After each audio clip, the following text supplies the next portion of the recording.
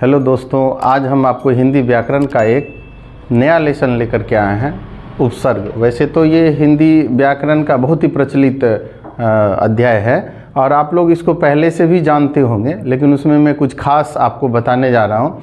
और हिंदी व्याकरण में उपसर्ग कौन कौन से होते हैं, उन चीज़ों के भी बारे में हम आपको बताएंगे। तो आज देखते हैं हम लोग पहले उपसर्ग किसे कहते हैं। उपसर्ग के बारे में जो है, जो शब्दांश शब्दों के आरंभ में जुड़कर उनके अर्थ में कुछ विशेषता लाते हैं, यानी शब्द का कोई एक ऐसा अंश। अब शब्द किसे कहते हैं? तो अक्षर के मेल से जब वर्णों या अक्षरों को जोड़ा जाता है, अक्षरों को जोड़ा जाता है तो शब्द का निर्माण होता है। तो अब शब्द का एक ऐसा टुकड़ा, एक ऐसा अंश जो किसी दूसरे शब्द में आकर के जब जुट जाता है, तो उस शब्द जो जुड़ने के बाद, जिसको संधि कहा जाए, जुड़ने के बाद जब उसमें कोई विशेष अर्थ उसका निकले या विशेषता लाए या कोई नया शब्द बन करके आ जाए, तो उसको हम लोग उपसर्ग कहते हैं। अब उपसर्ग किसे कहते हैं, फिर से एक बार देखें। जो शब्दांश, ये ध्यान देना है, शब्दों के आरंभ में, जैसे कोई शब्द है ना, तो उसको पहले ही आपको वो आरंभ में जुड़ जाता है और जुड़ करके उसके अर्थ में कुछ विशेषता ला दे, कुछ नयापन ला दे, तो आप समझ जाइए जो शब्द पहले शब्दांश जुटा था उस शब्द के पहले, वो उपसर्ग कहलाते हैं। अब सवाल ये होता है जो उपसर्ग कैसे बना है, तो उपसर्ग दो शब्दों से मिलकर बना है, उप अजोड़ सर्ग, उप अजोड़ सर्ग। अब यहाँ उप का क्या अर्थ, तो उप का अर्थ होता है समीप। तो अब ये हमने आपको क्या बताया, किसी शब्द के पहले आकर के यानी नजदीक आकर के, तो उप का अर्थ हो गया समीप या निकट या पास। तो वो निकट आकर के या पास आकर के और उस मतलब शब्द में आकर के जुड़ जाता है। अब जैसे सर्ग का क्या अर्थ, तो सर्ग का अर्थ होता है सृष्टि करना। सृष्टि का अर्थ हो गया निर्माण करना, किसी चीज को बनाना। तो ये उपसर्ग का क्या काम है, जो जब वो किसी दूसरे शब्द के आकर के पीछे या पहले जुड़ जाता है, तो उसमें क्या करता है, वो किसी शब्द का निर्माण करता है। तो अब यहाँ हम दोनों शब्द का देखें, उपसर्ग का क्या अर्थ है, तो पास में बैठकर दूसरा नया अर्थ वाला शब्द बनाना, किसी शब्द के पास बैठ करके और एक दूसरा शब्द बना देना, तो वो उपसर्ग कहलाता है। हम लोग यहां तक जान गए होंगे उपसर्ग किसे कहते हैं। अब हम लोग आते हैं, उपसर्ग का खुद में कोई अर्थ नहीं होता है जी। अव्यय के बारे में हमने पढ़ाया था, पिछले वीडियो में आपको बताया था अव्यय किसे कहते हैं या अविकारी में, तो आप वहां जाने होंगे जो उपसर्ग जो है वो अपने आप में कोई अर्थ नहीं उसका होता है। जो उपसर्ग शब्द है ना, वो उसका कोई अर्थ निकालिएगा तो नहीं होगा। अब जैसे देखिए ओ, तो ओ का क्या अर्थ, ये उपसर्ग है, हिंदी के उपसर्ग है।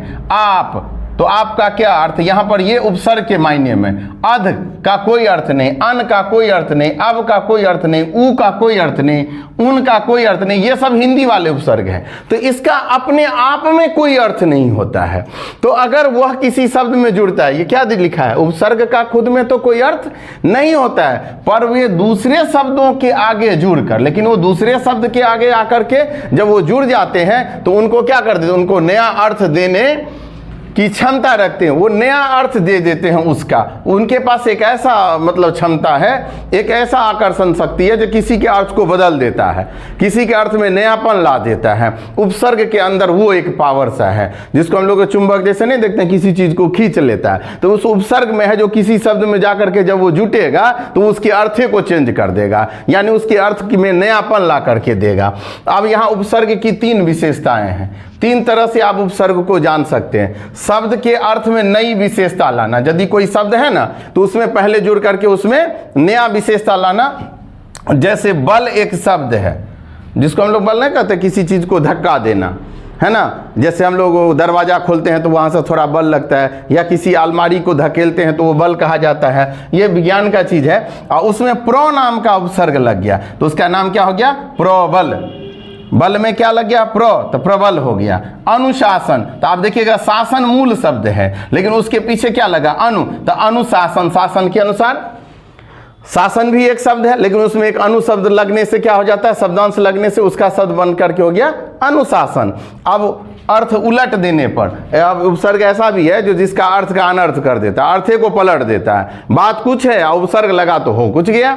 जैसे कभी कभी देखिएगा आपको कोई शब्द सुनाता है, आपको सुनने में थोड़ा सा वो गलत हो गया, अब सुनने का था कुछ और सुन लिए कुछ, यही बात ये बताना चाहता है, ये अपने अर्थ को उलट देता है। अब जैसे सत्य है, सत्य मतलब कोई घटना जो सही में हुआ है। अब देखिए ओ कैसा है, ये कैसा चीज है, ओ उपसर्ग है लेकिन सत्य के पीछे लग गया, तो अब देखिए बातें को पलट दिया, असत्य।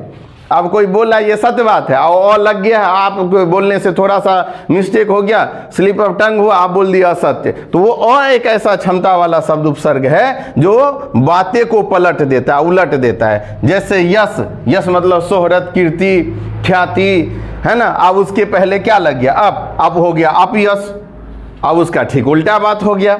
अब यहां पर देखते हैं शब्द के अर्थ में कोई विशेष परिवर्तन न करके, जैसे कोई शब्द है ना उसमें वो जुटेगा ना तो ज्यादा परिवर्तन नहीं करेगा, तो उसके मूल अर्थ के इर्द गिर्द में वो घूमते रहेगा, बताएगा वही लेकिन लगने के बाद उसके अर्थ को थोड़ा सा वो बढ़ा करके कहेगा। जैसे शुद्ध है, ये ऑलरेडी शुद्ध है, इसमें कुछ मिलावट नहीं है, उसमें भी लग गया था, बन गया विशुद्ध, यानी शुद्धों में शुद्ध जो है। परिभ्रमण, तो भ्रमण शब्द है और उसमें परि लग गया तो बन गया परिभ्रमण। इस तरह से 3 प्रकार की विशेषताएं हैं। अब हिंदी के कुछ उपसर्ग जो हमने पहले बताया है, ये सब आपके उपसर्ग हैं। अब जैसे अ, आप, अध, अन, अब, उ, उन, औ, क, का, कु, चिर, ये सब जो है चौ, ती, दू, न, नाना, नी, पच, पर, बहु, बिन, भर, स, सम, सु, ये सब जो है हिंदी के उपसर्ग है। और मैं जब इसका अगला पार्ट लाऊंगा ना तो उसमें आपको ये भी बताऊंगा जो संस्कृत के उपसर्ग होते हैं, उर्दू या फारसी में उपसर्ग होते हैं और इंग्लिश में भी उपसर्ग होते हैं जिसका हिंदी में व्यवहार होता है। ये सब जो हम बता रहे हैं आपको, ये तो मूल आपका हिंदी का उपसर्ग बता रहे हैं, लेकिन संस्कृत के भी ऐसे कुछ कुछ उपसर्ग हैं जिनको हिंदी में व्यवहार होता है लेकिन वो हैं संस्कृत के। तो ये अभी देखते हैं, उसमें हम कुछ आपको उदाहरण स्वरूप लेकर के कुछ वर्ड शब्द बना करके दिखाएं। इससे आपको एक चीज और फायदा मिलेगा, जो शब्द पर आपको पकड़ हो जाएगा, शब्द सही सही आप लिख पाइएगा। अगर इस वीडियो को ढंग से आप देखिएगा, आप पूरा वीडियो देखिएगा तो आपको ये लगेगा कि नहीं हम कुछ नया से नया वर्ड सीखें। जैसे भर है, उपसर्ग के रूप में इसको ध्यान दें। अब उसमें पेट, पेट जो हम लोग के शरीर का एक भाग है पेट, अब उसमें लग गया भर, तो इसका अर्थ हो गया भर पेट। जैसे हम लोग खाना खाते हैं कहते भर पेट खाना खा लिया। अब यहाँ पर भर सक, अब सक एक शब्द है, उससे पहले भर लग गया तो भर सक, पूर तो भरपूर। अब जैसे कोई कहता है जो वो हुआ ना खाना बढ़िया से, भरपूर मात्रा में सामान था खूब खाए, तो ये भरपूर, भरमार, भरपाई। अब सब में देखिएगा ये भर उपसर्ग लगा है और उसका मूल अर्थ आगे है, तो उससे पहले क्या लग गया भर लग करके। फिर रह गया पर, तो पर से परलोक, तो लोक में पर लग गया तो परलोक हो गया। परोपकार, पर जोर उपकार, तो उपकार में पर लग गया तो परोपकार। पर हित, दूसरे का भलाई, दूसरे का हित। पर पोता, पर दादा, ये शब्द जो है पर लगने के बाद ही आपका उपसर्ग है। फिर हम देखते हैं चिर नाम से उपसर्ग से क्या बनता है, चीरकाल, तो काल में चिर लग गया तो चीरकाल। चिरायु, चिर परिचित, चिर अस्थाई, चिर यौवन। अब यौवन शब्द उससे पहले लग गया तो चिर यौवन। ती से देखिए ती उपसर्ग है तो हर्षी करती, तो तिरंगा, तरंगा में क्या लग गया ती, तो तिरंगा। माही तो तिमाही, तिपाई, तिकोण, तिराहा, तो सब में तीन लगाने के बाद एक नया शब्द वो बनता है। जैसे अन से हम लोग देखते हैं तो अनमोल, तो मोल में पहले लग गया अन, तब हो गया अनमोल। अनदेखा, अब जैसे किसी के सामने आप हैं लेकिन आप उसके नज़र में नज़र नहीं मिला रहे और आप उस पार्टी में बगल से गुजर गए तो अनदेखा करके अब चल दिए। अनजान, जिसको हम लोग नहीं जानते हैं तो जान है उससे पहले अन लग गया तो अनजान। अनंत, अब अनंत हो गया तो अन से देखिए अंत में पहले अन लग गया तो अनंत हो गया। अनबन, अनबन, जैसे झगड़ा में कभी कभी हम लोग बोल देते हैं अनबन हो गया है। आप बीती, आप कही, आप सुनी, इस तरह से ये हमने आज आपको उपसर्ग के बारे में बताया, जो उपसर्ग से बनने कौन कौन से शब्द बन सकते हैं।